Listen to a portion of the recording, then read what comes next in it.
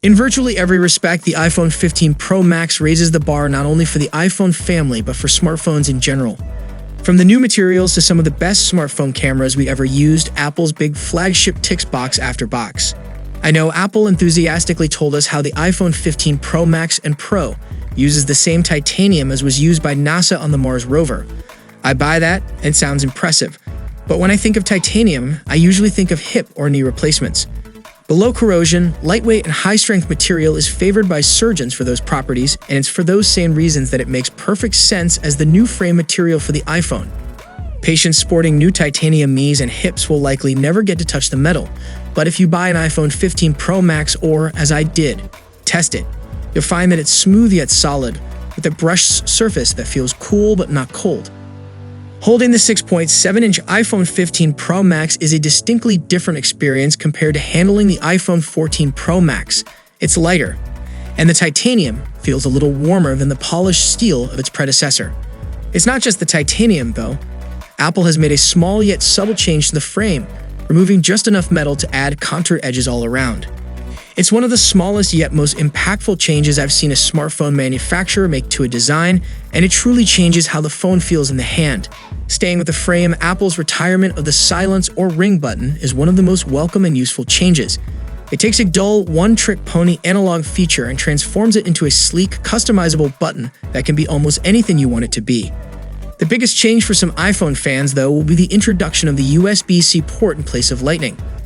I know there's a fair amount of frustration over the change, all those now useless cords in your home, office, and car, but it doesn't change the operation of the phone, and at least Apple supplies you with a woven USB-C to C cable. I will miss the old port, but believe we'll all soon forget it. Naturally, if those external changes were the only differences between this phone and its predecessor, the iPhone 15 Pro Max might be a disappointment. However, this is a significantly more powerful phone than the iPhone 14 Pro Max with Apple's all-new A17 Pro Silicon that for the first time ever brings console-quality gaming to the iPhone line. Granted, console games like Resident Evil Village were not designed for a 6.7-inch display, even Apple's high-definition Super Retina XDR OLED panel, although at least that display now benefits from the smallest iPhone bezels I've seen. The iPhone 15 Pro Max triple camera array looks unchanged from the iPhone 14 Pro Maxes, but looks can be deceiving. There are upgrades both inside and out that help to deliver one of the best photography experiences you'll find on any phone.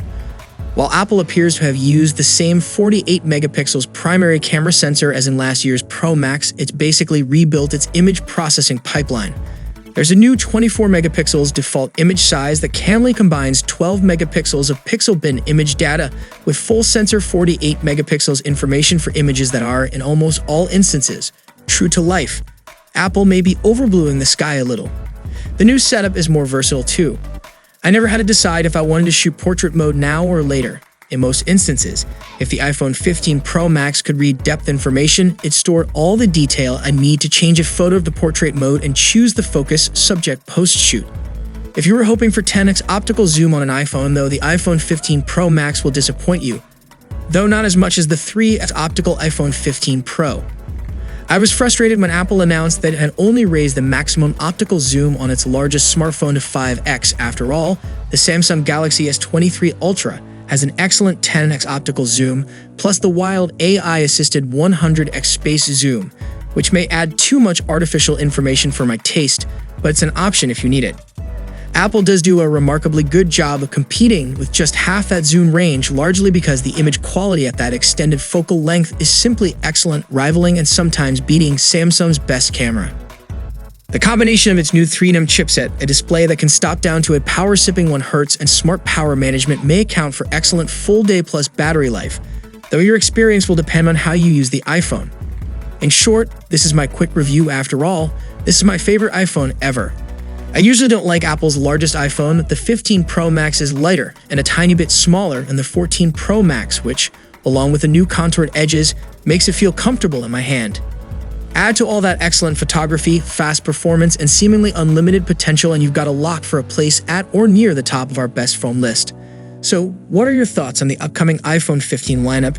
Share your valuable thoughts below in the comment section, and for more Apple updates, you can check out our channel. See you in the next one. Peace out.